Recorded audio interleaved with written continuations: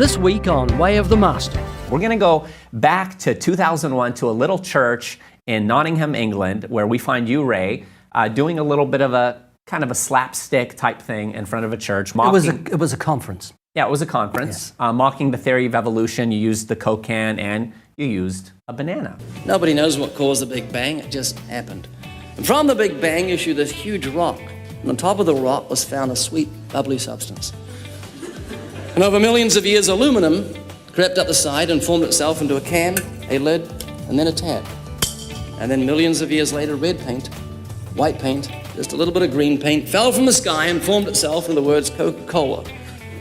12 fluid ounces. Do not litter. Say, man, what are you doing? You're insulting my intellect. And so I am. You know, if the Coca-Cola can is made, there must be a maker. If it's designed, there must be a designer. Behold, the atheist's nightmare.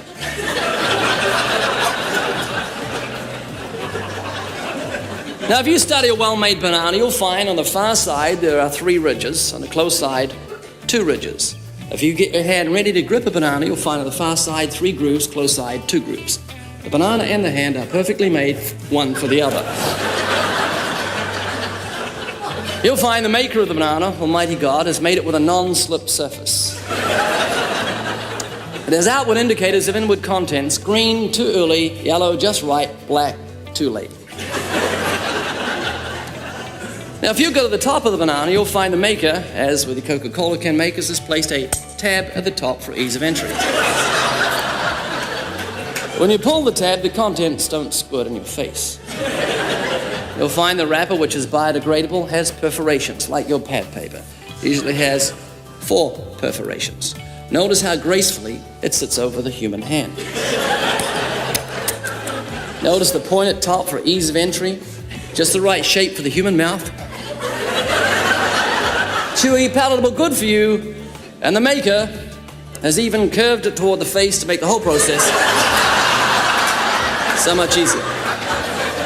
That's if you get it the right way around.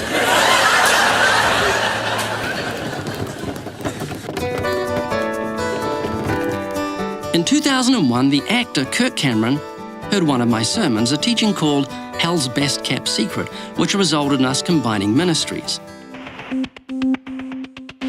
It was now 2003, and Kirk and I were about to film an episode on the subject of atheism for season 1 of our television program. When I told him I'd like to do the banana routine, he was concerned that atheists would mock me for it. My thought was that it was for Christian television and atheists wouldn't even get to see it. Yeah, I did. I used to be a devout atheist. And that sounds a little strange, but I was committed to my belief that God didn't exist. Despite his concern, he was very gracious, and we filmed it anyway. Hold this, Kirk. Behold, the atheist's nightmare. Now, if you go to the top of the banana, you'll find, as with the soda can makers, they placed a tab at the top, so God has placed a tab at the top. When you pull the tab, the contents don't squirt in your face. It was a bit flat without a live audience, but it was no big deal. We put it into our program and never gave it a second thought. 3 years had passed. Things were humming until I was told that the banana parody was all over the internet. I couldn't understand why it would be, but I soon found out. Someone had captured it from our television program, removed the Coke can portion so that the parody didn't make sense. Then he said that the original banana wasn't that shape and that it had been genetically altered to fit the human hand. It even produced a motion graphic in an effort to convince people that it had nothing to do with God making it for mankind. The clip without the Coke can made me look really dumb, but it was just another bump in the road, or so I thought. The issue exploded when the world's most famous atheist, Professor Richard Dawkins, mockingly did the banana routine during a television interview. Beautifully designed, like it fits neatly into the hand. Right. It's got a tab at the top for ease of opening. So it doesn't squirt in your face. And then he says, and it's exactly the right shape. It's curved towards the face for ease of eating. And it's color-coded green too early, black too late, yellow just... And while addressing university students. Ray Comfort is a New Zealander living in the United States somewhere. You may know him as the Banana Man. If you study a well-made banana, you'll find that